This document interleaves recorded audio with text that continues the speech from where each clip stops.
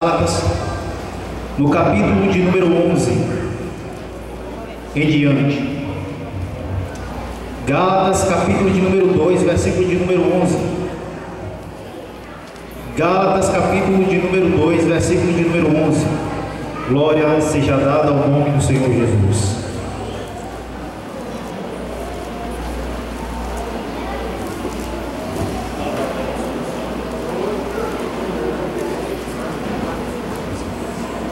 Quem encontrou diz amém. Se colocarmos de pé para fazermos a leitura da palavra de Deus. Se colocarmos de pé. Ô irmã, não vou não, deixa que eu vou pegar, irmã. Irmã, segura esse relógio aí, por favor. Segure ele. Segure ele. Glória a Deus.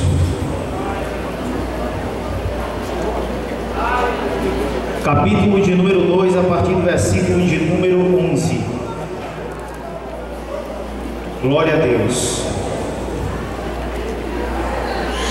Que diz: quando porém Pedro veio a Antioquia, enfrentei-o face a face por sua atitude condenável, pois antes de chegarem a alguns da parte de Tiago, ele comia com os gentios. Mas quando porém eles chegaram, afastou-se e separou-se dos gentios, temendo os que eram da circuncisão. Os demais judeus também se uniram a ele nessa hipocrisia, de modo que até Barnabé se deixou levar, quando viu que não estavam andando de acordo com a verdade do Evangelho. Declarei a Pedro diante de todos: você é judeu, mas vive como gentio e não como judeu. Portanto, como pode obrigar gentios a viverem como judeu? Nós, judeus de nascimento, e não gentios pecadores, sabemos que ninguém é justificado pela prática da lei, mas mediante a fé em Jesus Cristo. Assim, nós também cremos em Jesus Cristo para sermos justificados pela fé em Cristo e não pela prática da lei, porque pela prática da lei ninguém será justificado. Se porém procurando ser justificado em Cristo, descobrimos que nós mesmos somos pecadores, será que Cristo então é ministro do pecado? De maneira alguma. Mas se reconstruo o que destruí, provo que sou transgressor, pois por meio da lei, eu morri para a lei, a fim de viver para Deus. Fui crucificado com Cristo. Assim já não sou eu quem vive, mas Cristo vive em mim. A vida que agora vivo no corpo, vivo na fé do Filho de Deus, que me amou e se entregou por mim. Diga graças a Deus. Glória a Deus. Pode tomar o seu assento em nome de Jesus. Glorificado seja o nome do Senhor Jesus. Meus irmãos, bem verdade que Gálatas é uma das epístolas mais interessantes do Novo Testamento. O versículo inicial identifica que o autor de Gálatas, como apóstolo Paulo, fora alguns poucos estudiosos, ninguém pôs em dúvida a autoria do apóstolo Paulo quando escreveu esta epístola ou carta aos Gálatas. É interessante que Gálatas é dividida em duas etapas: a data e o seu destino. A primeira é a teoria do norte da galáxia. Essa teoria mais antiga sustenta que a carta foi endereçada às igrejas localizadas no centro, na norte da Ásia Menor. A segunda etapa diz que a teoria do sul da galáxia. Segundo essa teoria, Gálatas foi escrita às igrejas da região do sul da província romana da galáxia. É interessante que quando Paulo escreve esta carta, ele está endereçando aos irmãos que estavam agora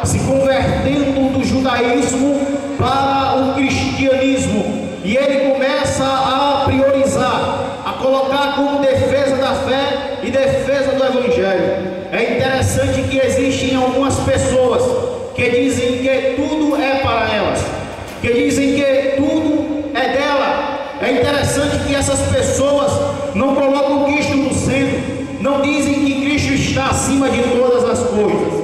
Estes são o lema de alguns cristãos do século 21, uma parte para mim, uma parte para Cristo. Essa é a divisão do que dão a sua metade, ou seja, não glorificam de tudo que ganham a Jesus Cristo, mas dão só a metade daquilo que é para Jesus Cristo. Mas Paulo pensava de forma diferente. Ele dizia: nada para mim e tudo para Cristo. Paulo também escreve dizendo: não irei além da cruz, ou seja, ele não vai se gloriar. Quem direi eu? Eu não vou me gloriar do que da cruz, ou seja, a cruz para Paulo era algo tão extraordinário que ele se gloriava a não ser na cruz. É interessante, meus irmãos, que Paulo começa a falar para os irmãos de Gálatas que eles deveriam agora viverem como gentios, e de forma que Pedro pensava de forma diferente, porque há um confronto nesse capítulo de número 2, que quando Pedro diz veio a Antioquia, eles enfrentaram-se face a face, Pedro e o apóstolo Paulo. Preste atenção, Pedro ele vivia com os gentios, ele comia com os gentios, mas ele começou a se afastar da mesa. E quando o apóstolo Paulo ele começa a entender o que Pedro está dizendo, ou que a atitude de Pedro, o apóstolo Paulo começa a mencionar, ele começa a dizer que nós judeus de nascimento e pecadores sabemos que ninguém é justificado pelas obras da lei. Nós não somos justificados pelas obras das obras da lei, mas quando o apóstolo Paulo diz que nós somos justificados somente em Jesus Cristo, meus irmãos, nós não somos justificados pelas obras, nós não somos justificados pela lei, nós não somos justificados por dar esmola, nós não somos justificados por ser bonzinhos, nós não somos justificados por nenhuma coisa que nós possamos fazer de bom. Nós não somos justificados por subir a escadaria da penha, aleluia, para querer agradar alguma denominação. Nós não somos justificados para andar na rua fazendo romaria. Não, nós não somos justificados por isso. Nós somos justificados pela fé em Jesus Cristo. Tem como provar? Tem. Romanos capítulo de número 5, versículo de número 8. Mas Deus prova seu amor por nós, em que Cristo morreu por nós, sendo nós ainda pecadores. Ou seja, nós agora somos justificados pelo sangue de Jesus de Nazaré. Nós não somos justificados pelas obras da lei.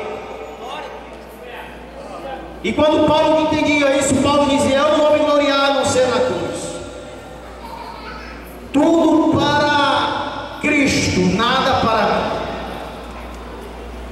Se você prega, se você canta, se você chegar no status ou em alguma condição financeira melhor do que os outros, nada mais é do que a graça de Jesus. É verdade. Nada mais é do que Cristo na sua vida. Não se glorie pelaquilo que você tem, não se glorie pelaquilo que está acontecendo na sua vida, não se glorie pelaquilo que Deus está fazendo na sua história. Nada mais é graça de Jesus Cristo para a sua vida. Glória a Deus.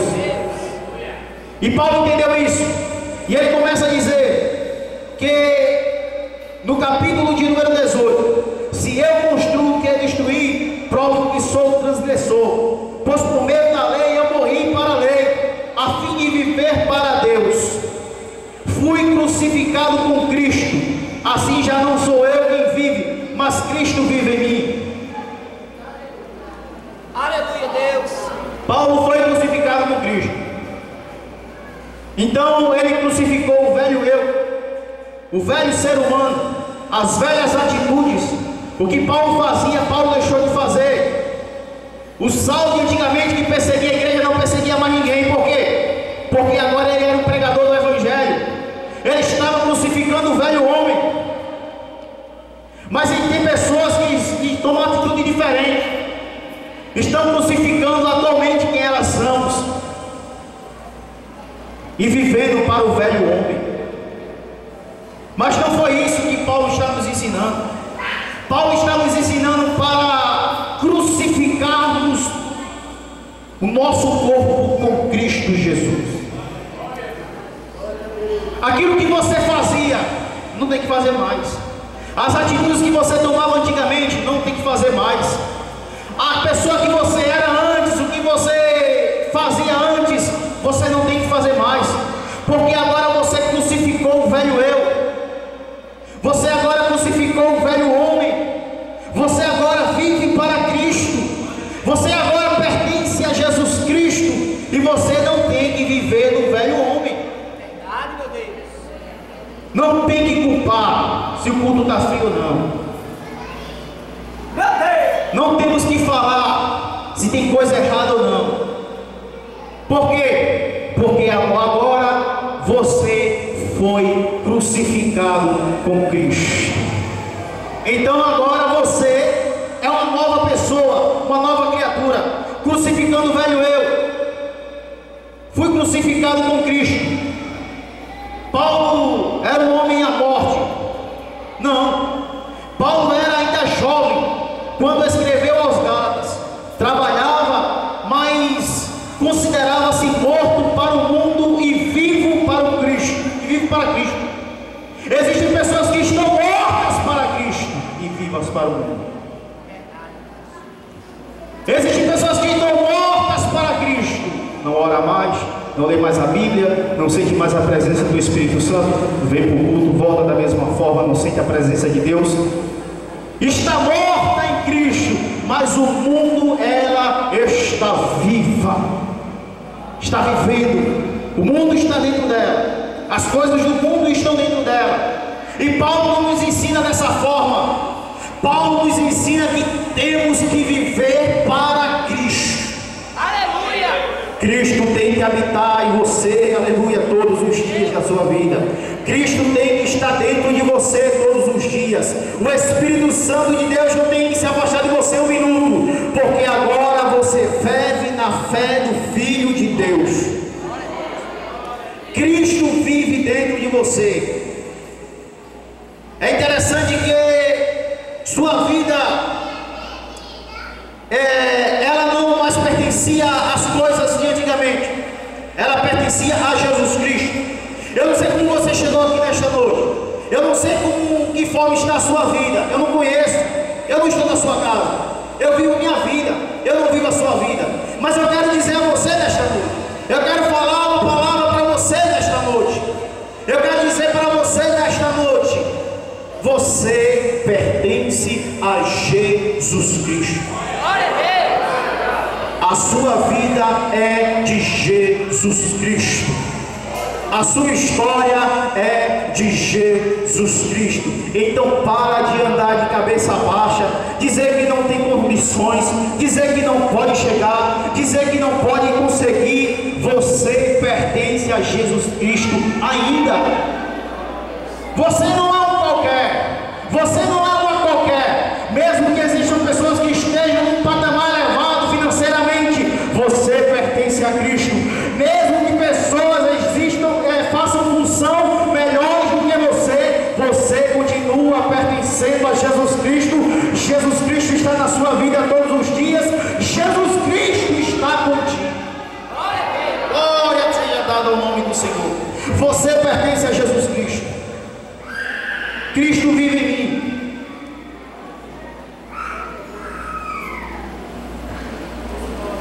Cristo vive em mim.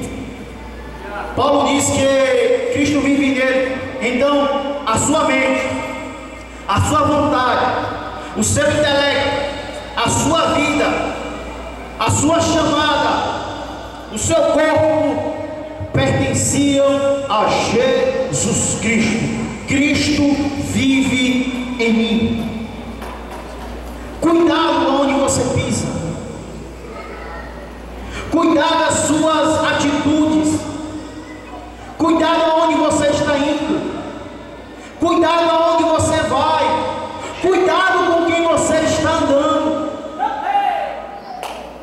Deus, seja dado ao nome do Senhor Jesus. Cuidado com as suas amizades. Por quê? Porque agora você pertence a Jesus Cristo. E quem pertence a Jesus Cristo não anda com amizade errada. Quem pertence a Jesus Cristo não anda com uma máscara. Quem pertence a Jesus Cristo não anda de todo jeito. Quem pertence a Jesus Cristo vive uma vida para a glória do Filho de Deus, cheio do Espírito Santo, cheio do Espírito Santo de Deus na sua vida. Oh, glória a Deus. Oh, aleluia. Você tem que ter cuidado com quem você está andando. Você tem que ter cuidado aonde você está indo. Você tem que ter cuidado com as pessoas que estão à sua volta. Você agora pertence a Jesus Cristo. Jesus Cristo está na sua vida. Jesus Cristo está dentro de você. Cristo vive em mim. Seu pensamento agora era de Cristo. É interessante que Paulo diz no capítulo de número 3, no capítulo de número 2, versículo de número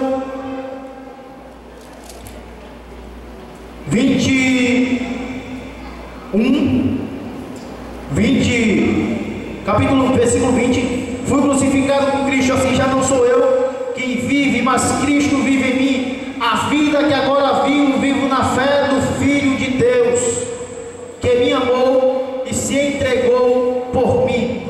Vivo na fé do Filho de Deus. A grande pergunta é: quando Paulo foi crucificado com Cristo? Paulo foi crucificado com Cristo quando o mundo foi formado. Isso está escrito lá em Efésios, capítulo de número 1, versículo de número 4. Mas Deus nos predestinou e nos escolheu nele, em Cristo, para sermos santos e irrepreensíveis diante da presença de Deus. Paulo ali já havia um plano para a vida dele, já havia um projeto para a história dele, já havia alguma coisa para a vida dele. Ele foi crucificado com Cristo, quando Cristo bradou na cruz e completou a salvação de todos aqueles que creem em seu nome. É interessante, meus irmãos, isso para você também. Aonde você foi crucificado? Você foi crucificado quando você levantou a sua mão e aceitou o nome de Jesus. Quando você aceitou Cristo, você passou pelo segundo processo da salvação, aonde você obteve a salvação de Cristo Jesus. Glória a Deus, porque a Bíblia diz: aquele que crê será salvo, aquele que não crê já está condenado. Quando você creu no nome de Jesus, você foi salvo para a glória de Deus. Então agora você foi crucificado. E quem é crucificado em Cristo, quem é justificado em Cristo, não vive uma vida errada. Por quê? Vive irrepreensível, vive em santidade, no processo de santificação. Glória a Deus. O terceiro ponto é que eu morro para o mundo, mas vivo para Deus, o qual me amou e se entregou a si mesmo por mim.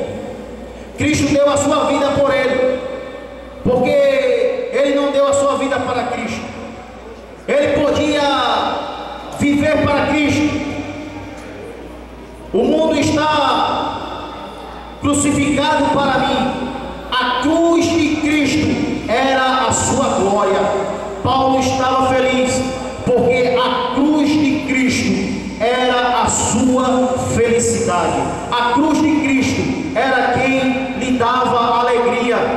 E no capítulo de número 2, versículo de número 20, ele diz: a vida que agora vivo na fé do Filho de Deus, que me amou e se entregou por mim. Que me amou e se entregou por mim. O apóstolo Paulo termina na parte B do versículo dizendo: Cristo me amou e se entregou por mim. Não importa como você chegou aqui, não importa em que situação esteja a sua vida, não importa a que forma você está, Jesus te ama. Glória a Deus, é verdade. Ele continua te amando. Você não pode imaginar o tamanho do amor de Deus. Você não pode imaginar o quanto Deus te ama. O sofrimento que Ele recebeu. Você não pode imaginar o quanto Cristo fez por sua vida. As dores que Ele sofreu naquela cruz. As chicotadas que Ele sofreu naquela cruz. Foi tudo por você. O sangue vertido, a coroa de espinho, foi tudo por você. Esse amor é muito grande. Esse amor é imenso. Olhe para o seu irmão e diga: esse amor é muito grande. Esse amor é imenso. Ele se entregou por mim. Ele se entregou para me dar a vida eterna. Ele se entregou para me dar um novo nome. Ele se entregou para me salvar. Aleluia. Jesus te salvou, meu irmão. Jesus te salvou, minha irmã. Jesus, Ele é o único caminho. Ele diz: eu sou o caminho, a verdade e a vida. A Bíblia também diz que Ele diz que conhecereis a verdade e a verdade vos libertará. Se verdadeiramente o Filho vos libertar, verdadeiramente vós sereis libertos. Jesus é o caminho, Jesus é a verdade, Jesus é a vida, e Jesus, estamos crucificados com Ele. Não importa quão grande esteja a pecaminosa a sua vida, o que você tenha feito de ruim, o que você tenha feito no mundo, eu quero dizer que Jesus, Ele te ama, e se você crer nele, você será salvo. Eu quero saber onde tem uma pessoa aqui que está afastada do Evangelho. Glória a Deus. Onde está a primeira pessoa que está afastada do Evangelho? Eu quero saber onde está você. Levante sua mão para eu lhe conhecer aqui. Você que não é evangélico, eu peço por favor, levante sua mão. Levante sua mão em nome de Jesus. Aonde está você? Aonde está você? Aonde está a primeira pessoa que quer aceitar esse Jesus? Aonde está a pessoa que quer aceitar esse Jesus? Aonde está a primeira pessoa que quer aceitar esse Jesus? Eu quero dizer a você que Ele tem um plano de salvação na sua vida. Eu quero dizer a você que Ele é o único caminho. Eu quero dizer a você que Ele é a única verdade. Aonde está você? Você que está afastado, meu irmão. Você que não tem mais forças para caminhar. Você que não tem mais forças para sair dessa situação, eu quero dizer, Jesus te trouxe aqui porque Ele tem um plano de salvação na sua vida.